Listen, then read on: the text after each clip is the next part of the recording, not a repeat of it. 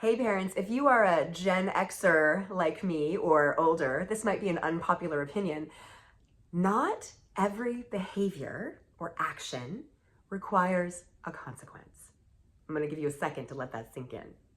Because here's the thing, if discipline means to teach, then consequences are just one small part of an overall robust, healthy discipline strategy. It involves proactive connection and relationship building. It involves collaborating to solve problems together. It involves looking at the skills that haven't yet been built and figuring out ways to build those skills. And yes, it also involves accountability and making amends. But consequences are just one part of that. If you make consequences your go-to, it means you're kind of walking around waiting for your kid to mess up so you can say gotcha and apply a consequence.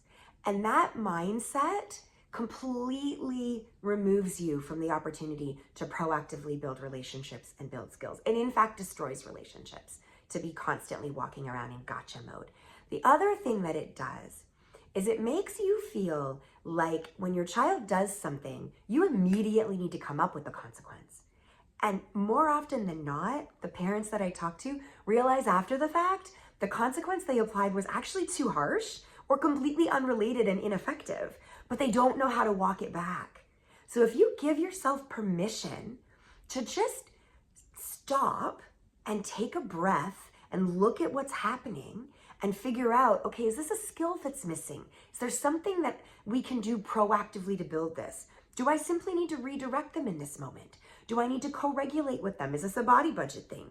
Very rarely is it a consequence thing.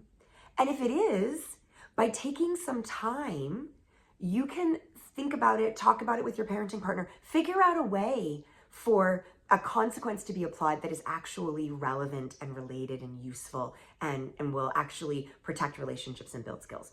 So this is me giving you permission to not apply a consequence to every behavior or every action that you'd like to see changed. If you'd like to learn more, book a Connect with Kate call. I'd love to talk with you.